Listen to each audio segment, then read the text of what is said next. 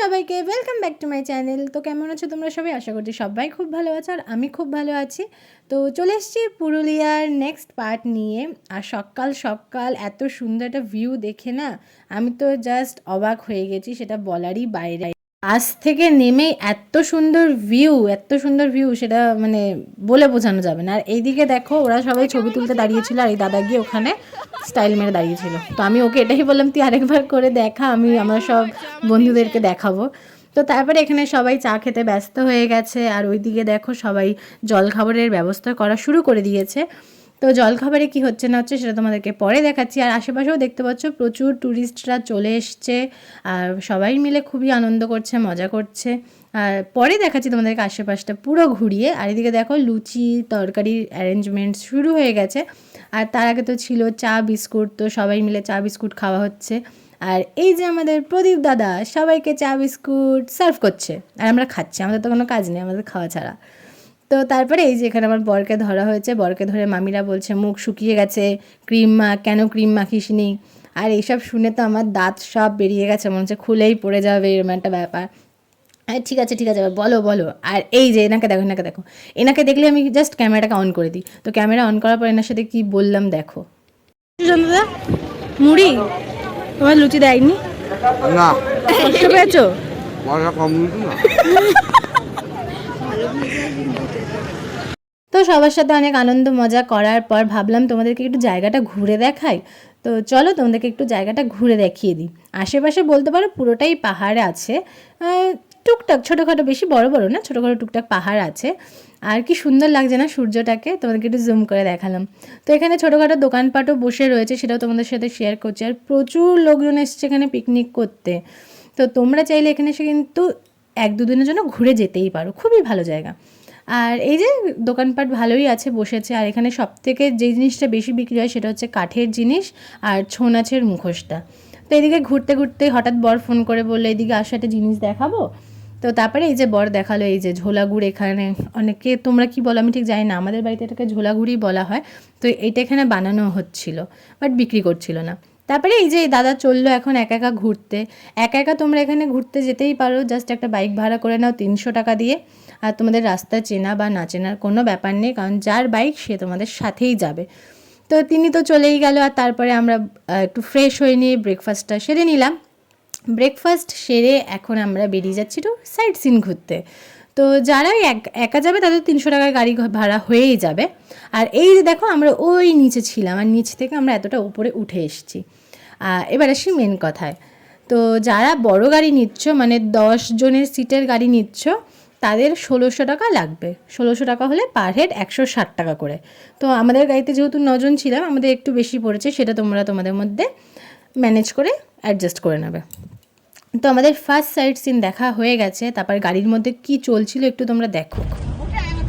Kalu sunglass আনতে ভুলে গেছে, ওরফে বিশ্বজিৎ অধিকারী সানগ্লাস আনতে ভুলে গেছে, তাই মেয়েদের সানগ্লাস পরে ঘুরছে। তারপর আমরা মজা করতে আনন্দ করতে করতে চলে আসলাম আমাদের সেকেন্ড স্পটে। আর এটা হচ্ছে খুব সম্ভবত আপার ড্যাম। আমি না সব সাইট সিন ঘুরেছি, কিছু কিছু সাইট সিনের নাম আমি ভুলে গেছি, বাট আমাদের সব ঘোরা হয়নি। আমরা যেই সাইডটা ছিলাম ওটা হচ্ছে কেষ্ট বাজার ড্যাম না এরকম কিছু একটা নাম। আর এই দাদা আমাদেরকে আজকে পুরো এই সাইডটা ঘুরিয়ে দেখাচ্ছে। তো এই যে আমরা চলে এসেছি আর হোপফুলি তোমাদের ব্লগটা খুবই ভালো লাগবে। আর যদি ভালো লাগে কি করতে হবে, লাইক শেয়ার অ্যান্ড সাবস্ক্রাইব করে দিতে হবে। এই যে পুরো জায়গাটার এত সুন্দর ভিউ, আমি অনেক আগে দেখেছিলাম যে এরকম জায়গায় না লোকজন আসতো ছবি তুলতে। আমার খুব ইচ্ছে ছিল আমি জায়গাটা এসে ছবি তুলবো, কিন্তু না সেটা তো আর সাকসেসফুল হয়নি, কারণ কি আমার মায়ের ছবি তুলতে তুলতে আমার সময় শেষ হয়ে গেছিলো। তো তারপর যাই হোক মনে পাথর চাপা দিয়ে আমরা চলে এসেছি আমাদের থার্ড স্পটে। এটা হচ্ছে শ্রীরাম মন্দির। এখানে একটা মজার ঘটনা কী হয়েছিল জানো, এই শ্রীরাম মন্দিরটা দেখার পরে আমি এবার ওই ড্রাইভার দাদাকে জিজ্ঞেস করছিলাম, আচ্ছা দাদা এই যে অযোধ্যা পাহাড়ে যে সেটা হচ্ছে রাম মন্দিরটা হচ্ছে, এটা এখান থেকে কত সময় লাগে? উনি বলছে এই তো এখান থেকে 2 ঘন্টা সময় লাগে। 2 ঘন্টা সময় লাগে বলছে? হ্যাঁ। আসলে আমি না অত তো জানি না যে এটা বিহারে হচ্ছিল না কোথায় হচ্ছিল, আমি ভাবলাম কি এইখানেই হচ্ছে। তো যাই হোক একটা মজার ঘটনা ঘটে গেছিলো। তারপর বেরিয়ে আমরা একটু ছোলা মাখা কিনলাম, খেলাম, যেটা খেতে খুবই জঘন্য ছিল। তারপর আমরা চলে এসেছি কোথায় বেশ কাঠের দুর্গাবাড়ি। তো কাঠের দুর্গাবাড়ি দেখতে আমরা সবাই মিলে চলে আসলাম।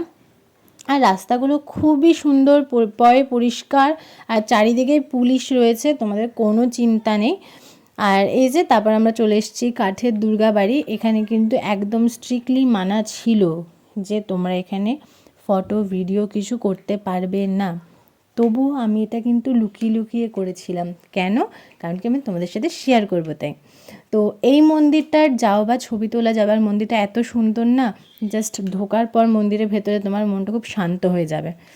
তো এইটার ভেতরে ফটো তোলা যাচ্ছিল, ফটো সবাই তুলছিল, কিন্তু ওই যে ওই পাশটা দেখাচ্ছি চলো, ওই পাশে কিন্তু ফটো তোলা একদমই মানা ছিল। ওইখানে বড় বড় করে লিখে দিয়েছে দেখো, ছবি তোলা নিষেধ।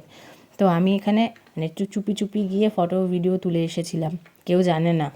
এখন তোমরাই জানতে পারলে, আর যারা আমাদের সাথে গেছিলো তারা জানতে পারবে। তো এই জায়গাটা না একটু ঢুকে আমার ভয় ভয়ই লাগছিলো। আমি এখানে দাঁড়িয়েছিলাম, তারপর এক মামি বললো যে যা, ভেতরে কিছু নেই, ঠাকুরের প্রদীপ আছে।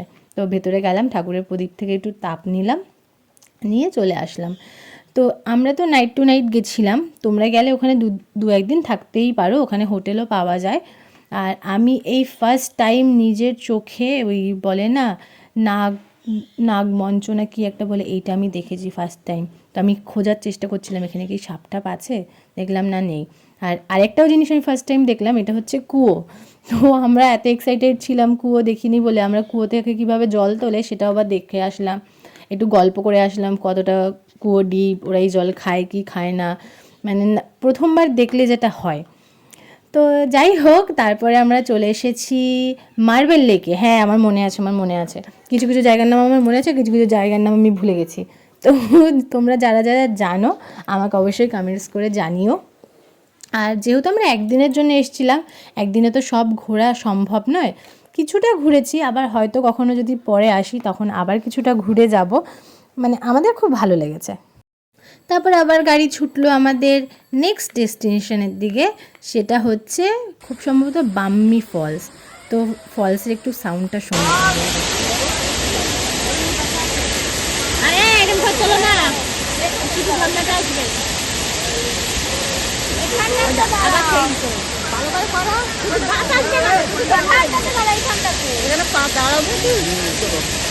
আমরা তো ফলস দেখতে গেছিলাম, কিন্তু আমরা না পুরো নামিনি, কারণ আমার মেয়েটাকে নিয়ে একটু প্রবলেম হচ্ছিলো। আর অনেকটা সিঁড়ি প্রবলেম বলতে কি, নিচে নাকি আর সিঁড়ি ছিল না, পাথরের ওপর দিয়ে যেতে হতো। আমার মেয়ে তো খুবই শান্ত, সেই জন্য ওকে আর নিয়ে যাওয়ার পুরো রিস্ক আমরা নিইনি। আর এটাই আমি তোমাদেরকে দেখাচ্ছিলাম যে এখান থেকে আমি পড়লে পুরো শেষ। তো আমার মাকে বলছিলাম যে মা, এখান থেকে আমি পড়লে পুরো একদম ঝর্ণায় গিয়ে স্নান করে আসতে পারবো। মা বলছে ঝর্ণায় পরে স্নান করবি, আগে মাথা ফেটে হাত পা কেটে কুটে একাকার হয়ে যাবে। তো এত সুন্দর রাস্তা বানিয়েছে কেন জানি না, যখন মানুষজন ঘুরতেই আসে তো এইটাকে ঠিক করাটা উচিত। কারণ আমার মনে হয়েছে, জানি না ঠিক করবে কিনা, কারণ আমার মেয়েটাকে নিয়ে খুবই প্রবলেম হচ্ছিলো। আর এক একজন তোমার মেয়েকে ভর দিয়ে উঠছে, কেন ভাই? তো তারপরে আমরা আইসক্রিম কিনে নিলাম, আর আইসক্রিম খেতে খেতে এখন আর গাড়ির ভেতরে বক বক করতে করতে আমরা এখন রওনা দিলাম কোথায় বলো তো, কেষ্টবাজার ড্যামে, যেখানে আমরা ছিলাম। আর এই যে আইসক্রিম নিয়ে সবাইকে বলছিলাম, আর ওকে বলছিলাম আমি কিন্তু সব দেখতে পাচ্ছি, ও আমার চুল টুল ধরে টেনে দিল, আমার খুব রাগ হলো, আমার চুলে কেউ হাত দিল আমার ভীষণই রাগ হয়। তো ফাইনালি আমরা চলে এসেছি। তো গাইস এখন আমরা খাওয়া দাওয়া স্টার্ট করে দিয়েছি, খেয়ে দিয়ে আবার বেরাবো। সরি বল, হচ্ছে তো আমরা খাওয়া দাওয়ার পরে তোমাদের সাথে কথা বলছি, দেখো কি কি খেতে চলেছি সেটা দেখায়, তারপরে তো খেতে কি চলেছিস? তো দেখায় এই খাবার খাতে তোকে ডাল দেয়নি কেন? ও নেয়নি। তুমি বন্ধ করো, আমি করবো না তোমার ব্লগ। হ্যাঁ হ্যাঁ, আমাদের পিকনিক অযোধ্যা পাহাড়, এখন শুনটি খাচ্ছে, দেখো যখন দিচ্ছিলাম চলে না কেন, তখন নিচে ব্লক করার জন্য এখানে ডেকেছে।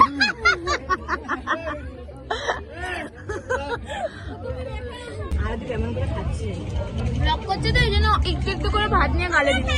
আমি এরকম ভাবে না না, ব্লগ করছে বলে একটু একটু গালে দিচ্ছে।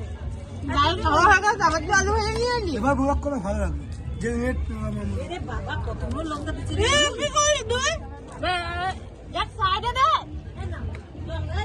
মায়েরা বলে খেতে বসে বেশি বকবক করতে নেই, আর আমরা খেতে বসেই বকবক করি। আর মেনুতে কী ছিল বলো তো, ভাত, ডাল, আলু ভাজা, কাতলা মাছ, মাটন, চাটনি, পাঁপড়, মিষ্টি। পাঁপড়টা ছিল বাড়িতে, সেই জন্য আর পাঁপড়টা খাওয়া হয়নি, পাঁপড়টা নিয়ে আসতেই ভুলে গেছে। তো তারপর সবাই একটু খাওয়া দাওয়া সেরে নিয়ে আমরা একটু বেরিয়ে পড়েছিলাম আশেপাশেটা ঘুরতে, কারণ এবার তো বাড়ি ফিরতেই হবে। আর একদিনের ট্যুর হোক আর দুদিনের ট্যুর হোক, দেখবে ঘুরতে আসার আনন্দ থাকে আর বাড়ি ফেরার কিন্তু একটু কষ্ট কষ্ট লাগে যে ঘোরাটা এত তাড়াতাড়ি শেষ হয়ে গেল। তো এই যে কষ্ট নিয়ে আজকের ব্লগটা আমি এখানেই এন্ড করব। ভালো লাগলে অবশ্যই লাইক, শেয়ার অ্যান্ড সাবস্ক্রাইব করে দেবে। দেখা হচ্ছে খুব শিগগিরই নতুন একটা ব্লগের সাথে। ততক্ষণ ভালো থেকো, সুস্থ থেকো, টাটা।